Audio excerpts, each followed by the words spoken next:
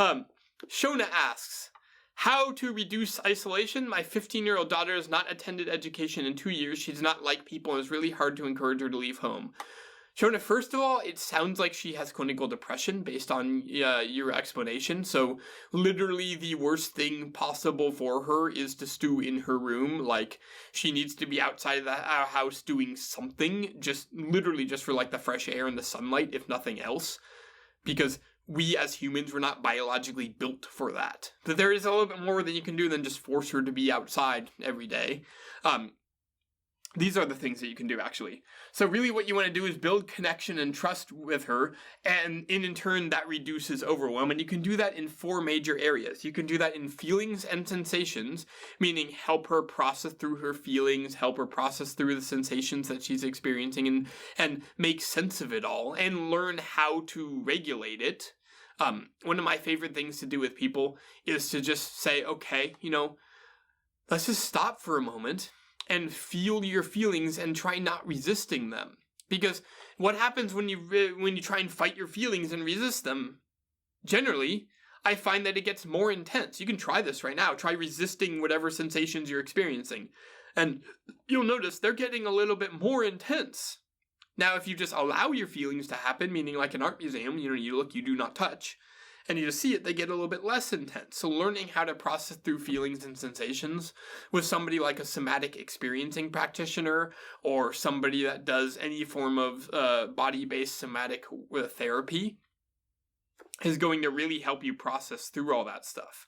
You can also do things in the body-mind. And I say body-mind because you have 4 different nervous system centers that work on your emotional world. That's obviously your brain, but then you have neurons in your heart that do things that you would expect heart brains to do, connection and love and things like that. You have a gut brain as well, literal same stuff that makes up your brain in your gut, and that's responsible for things that you would expect, gut feelings, intuition. It's also where most of your serotonin and other neurotransmitters are produced, which is the chemicals that make your brain work. And then you have another nervous system center below your gut that does exactly what you would expect that to do. I'll let you figure that one out. So all of these 4 centers together work to make your body work.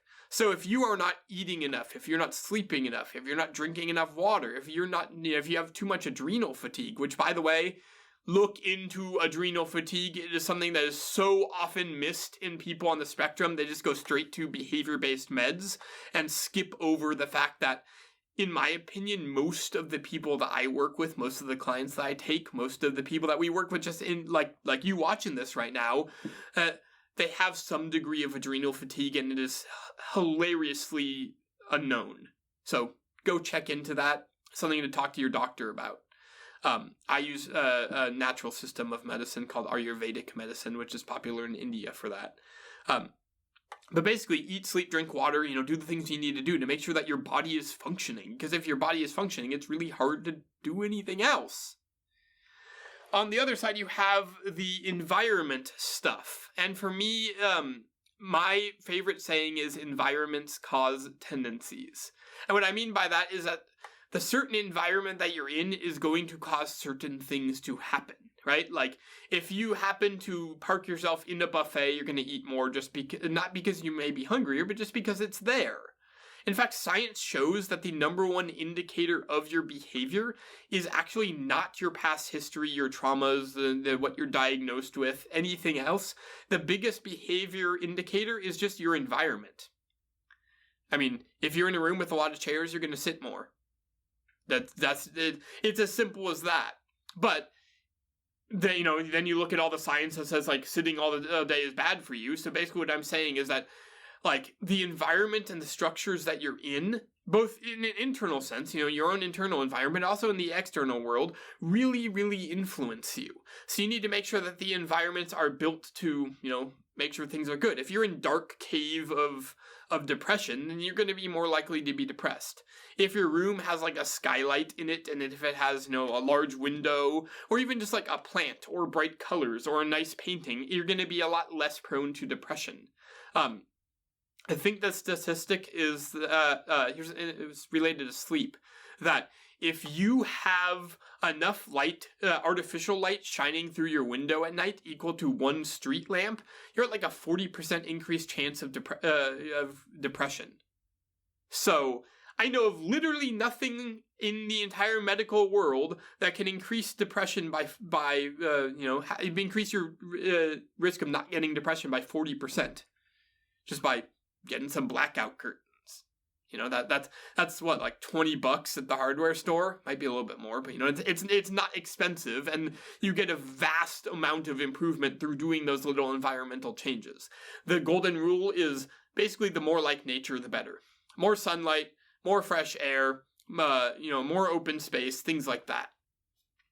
And finally, you have relationships, because at the end of the day, if you don't have any relationships with anybody, if you don't have a good relationship with yourself, if you don't have a good support network, then it's really, really hard to do life. You can't do it alone.